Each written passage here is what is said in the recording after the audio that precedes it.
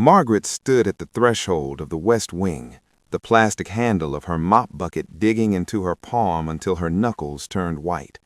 Outside, the relentless Oregon rain lashed against the reinforced glass of St. Jude's Memorial, a rhythmic, drowning drumming that usually lulled the recovery ward to sleep. But tonight, the storm felt personal. It carried the smell of ozone, a sharp, metallic tang that permeated even the antiseptic-soaked air of the hospital corridors, overriding the scent of bleach and floor wax. The power had flickered twice already, sending the emergency lights into a momentary buzzing panic before the backup generators kicked in with a low, subterranean groan that vibrated through the soles of her orthopedic shoes. She shouldn't have been down here. The West Wing had been shuttered since the scandal in '98, the corridors left to gather dust, cobwebs, and the lingering ghosts of malpractice suits. Yet the main breaker for the custodial closet had tripped, and the maintenance manual, a waterlogged binder from the '70s found in the basement, insisted the reset panel was located past the old nurses' station in the defunct surgical ward. Margaret pushed her custodial cart forward. The wheels squeaked, a high-pitched protest that echoed down the long, empty hallway like a scream cut short. The air here was colder, significantly so. It smelled not of lemon disinfectant, but of stagnant water and something sweeter, heavier, like copper coins left on a tongue or old flowers rotting in a vase. The flashlight beam cut through the gloom, illuminating peeling wallpaper that hung in strips like dead skin shedding from the building's bones. As she passed the nurse's station, a hulking silhouette of dark oak and frosted glass, she froze. A sound. Not the storm battering the roof, not the settling of the building's ancient foundation. It was a rhythmic, mechanical hissing. Hiss, click, hiss, click, the unmistakable cadence of a ventilator. Her heart hammered against her ribs, a frantic bird trapped in a cage. It's just the wind, she told herself, the lie tasting like ash in her mouth. Drafts whistling through the old vents. But then came the beep, high, piercing, and terrifyingly steady. Beep, beep, beep, a cardiac monitor. Margaret's feet moved before her mind could protest, drawn by a morbid gravity toward the source. The hallway terminated at a set of double-swinging doors, operating room 4. The paint on the doors was chipped, revealing the rusted steel beneath, but the frosted glass windows were glowing. A sickly, yellow light poured from within, casting long, distorted shadows that danced across the linoleum floor like fever dreams. The smell changed as she drew closer, the copper scent intensifying, mixing with the sharp, volatile sting of ether, a chemical that hadn't been used in this hospital for decades. It made her eyes water and her stomach turn. She could hear movement now, the wet slap of instruments being passed hand to hand, the squelch of suction, the low, unintelligible murmur of voices that sounded like dry leaves skittering over pavement. "Hello?" Margaret whispered, her voice barely a tremor in the suffocating silence. The beeping didn't falter. If anything, the rhythm sped up, matching the racing pulse in her own neck. She reached out, her hand trembling as it hovered over the metal pushplate. The metal was ice cold, condensation slicking the surface like sweat. She pushed. The door swung open silently on well-oiled hinges, defying the decay of the rest of the wing. The room was pristine, a horrifying contrast to the ruin outside. The tiles gleamed under the hum of overhead surgical lamps that buzzed with the sound of trapped flies. In the center of the room, surrounded by banks of ancient, whirring machinery that sparked with impossible electricity, lay a figure draped in green sheets. 3 figures stood around the table. They wore surgical gowns, but the fabric was gray and stiff, stained with fluids that looked black under the harsh light. Their masks were not paper, but thick, stitched leather, concealing everything but their eyes that were milky, cataract-blind, yet focused entirely on the open cavity of the patient. Margaret couldn't breathe. She looked at the patient. It wasn't just a person. The chest cavity was held open with retractors, but inside, amidst the glistening organs, something else was moving. Something with too many legs, nesting within the human ribcage, pulsating in time with the monitor. One of the surgeons looked up. The leather mask shifted as a jaw unhinged beneath it. The surgeon raised a gloved hand, holding a scalpel that dripped with a viscous black ichor. He didn't speak, but the sound of the ventilator changed. It wasn't pumping air anymore. It was exhaling syllables, forming a name through the mechanics of the machine. Margaret. The wheels of the yellow mop bucket rattled against the linoleum, a harsh staccato rhythm that violated the suffocating silence of St. Jude's Memorial. Margaret pushed forward, leaving the relative safety of the main corridor behind. The West Wing wasn't just closed, it was a tomb sealed by litigation and bad memories, dormant since the malpractice scandals of the late 90s. Yet here she was, drawn by a draft that smelled not of mildew and dust, but of something sharp and metallic, ozone and high-grade antiseptic. The Oregon rain continued its assault on the roof, a distant drumming that sounded like thousands of nervous fingers tapping against the shingles. Margaret's breath hitched in her throat as the hallway stretched out before her, bathed in the sickly, intermittent buzz of a single failing fluorescent tube. Each flicker cast long, jagged shadows against the peeling, beige wallpaper, shapes that seemed to lurch forward before snapping back into the darkness. She shouldn't be here. The janitorial schedule explicitly marked this zone as "Do Not Enter," highlighted in red marker by her supervisor, Mr. Henderson. But the sound she had heard earlier, a wet, slapping noise followed by a mechanical hum, had been unmistakable. She tightened her grip on the mop handle, her knuckles aching. The air grew colder with every step, a supernatural chill that penetrated her polyester uniform. To her left, the nurse's station was a hollowed-out shell, the desk overturned and covered in a decade of grime. But straight ahead, at the very end of the hall, the double doors of the surgical suite stood imposing and ominous, and above them, defying all logic and electrical schematics, the red in-use light burned with a steady, malevolent glare. Margaret froze. The hospital was running on a skeleton crew. The only active surgery was an appendectomy in the East Wing, 3 floors up.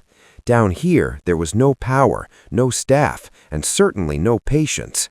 Yet as she strained her ears against the silence, she heard it, the rhythmic, reassuring beep, beep, beep of a heart monitor. It was followed by the hiss of a ventilator, the artificial lungs of the building expanding and contracting. The sounds were crisp, clear, and impossible. Feet moved of their own accord, dragging her toward the light like a moth to a bug zapper. The smell changed, came closer. The sterile scent of ozone was overpowered by something warmer, copper, nauseating, fresh blood. It coated the back of her throat, thick and iron-rich. She reached the scrub sinks outside the operating theater. The porcelain was stained brown with age, but the faucet was dripping. A single clear droplet fell from the rusted spout, landing with a loud plink that echoed like a gunshot in the narrow space. Margaret stood before the double doors of operating room 4. The frosted glass windows were dark, but through the small circular viewing portholes she could see movement. Shadows danced against the tiled walls inside, elongated, jerky movements that didn't look quite human. She heard the clatter of stainless steel instruments on a tray, the specific, terrifying sound of a scalpel being lifted. Then a voice, not a surgeon's command, but a low, guttural murmur that sounded like wet gravel grinding together. It was speaking a language that had no place in an Oregon hospital, a chanting rhythm that made her teeth ache. She leaned forward, pressing her face toward the cold glass of the porthole. The room beyond was lit not by the overhead surgical lamps, but by a swirling, ethereal green mist that hovered over the operating table. And on the table, something was writhing, The restraints creaked as the figure arched its back. Margaret's hand trembled as she reached for the door handle. It was warm to the touch, vibrating with the energy of whatever machinery or entity was at work inside. She knew she should run. She knew she should turn back to the rain and the sanity of the night shift. But the door clicked unlatched under her fingers, and the hiss of the ventilator grew louder, inviting her in. The automatic doors to the surgical wing hissed open with a sound like a dying gasp, admitting Margaret into a corridor where the air was noticeably colder. The transition was abrupt, a physical slap of sterile, refrigerated oxygen that smelled of ozone and industrial bleach. Behind her, the rhythmic sloshing of her mop bucket seemed to echo with mocking loudness, a wet, sloppy heartbeat in the chest of a concrete cadaver. This was the deeper anatomy of St. Jude's Memorial, the place where the plumbing was hidden and the electricity hummed with a frantic, nervous energy. The linoleum here changed from the friendly scuffed beige of the waiting areas to a severe, unforgiving slate gray. Margaret tightened her grip on the mop handle, her knuckles aching from the damp cold. She checked her watch. It was 3:17 a.m. The surgical roster at the nurses' station, a dark, abandoned island of formica and turned-off monitors, had been blank. No emergency traumas, no scheduled bypasses. The wing should have been a tomb, silent and dormant until the morning shift arrived with their coffees and false cheer. But the silence here was heavy, pressurized. It wasn't the absence of sound, it was the suppression of it. As she pushed the yellow bucket past OR1 and OR2, she heard the low-frequency thrum of the ventilation system, a sound that felt like it was vibrating inside her own teeth. Then she saw it. Down the hallway, past the scrub sinks, where the chrome faucets gleamed in the dim emergency lighting, the indicator light above OR4 was burning, a solid, unblinking red eye in the semi-darkness. In use. Margaret stopped. The wheels of her bucket squeaked once, sharply, before settling into stillness. She swallowed, her throat dry and tasting of the cheap coffee she had had hours ago. Logic tried to assert itself. A car crash on the interstate, a gunshot victim brought in through the back, a surgeon called in late. But she hadn't heard the sirens. She hadn't heard the chaotic stampede of gurneys and EMTs that always accompanied trauma cases. She tightened her grip on the mop handle, her knuckles aching. The rubber soles of her work shoes made no sound on the pristine floor. As she neared the double doors of OR4, a new sound filtered through the heavy insulation. It was the rhythmic, mechanical whoosh, hish of a ventilator. Whoosh, hish, whoosh, hish.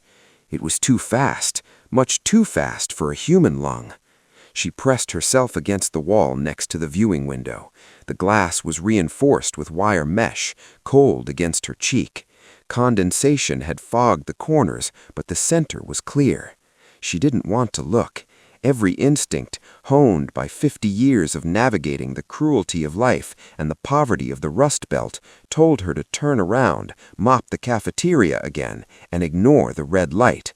But the dread was magnetic. It pulled at her eyelids. She leaned forward, pressing her face toward the cold glass of the porthole. In the room beyond, the operating theater was bathed in a blinding, arctic white light from the overhead halogen arrays. The brilliance was dazzling compared to the hallway's gloom. In the center of the stainless steel table, the occupied figure lay beneath the sterile blue drapes, only the chest exposed, a cavity held open with silver retractors that glinted wetly. There were no doctors, no nurses, no anesthesiologist monitoring the vitals, yet the instruments moved.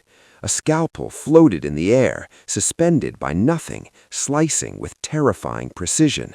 The suction tube snaked through the air like a living cobra, dipping into the open cavity to clear the fluids, and the ventilator bellowed in the corner, pumping air into the lungs of the sedated figure. Margaret's breath fogged the glass. She squinted, trying to understand the impossible physics of the room. The scalpel dropped into a metal tray with a clang that she heard even through the door.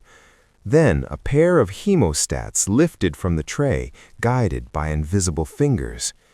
She shifted her gaze to the patient.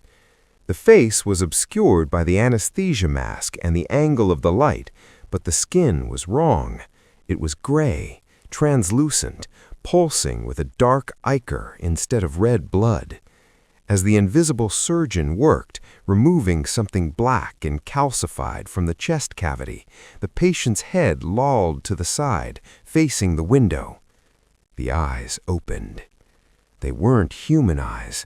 They were entirely black, devoid of sclera or iris, reflecting the sterile lights of the operating room like pools of oil. And they were looking directly at her.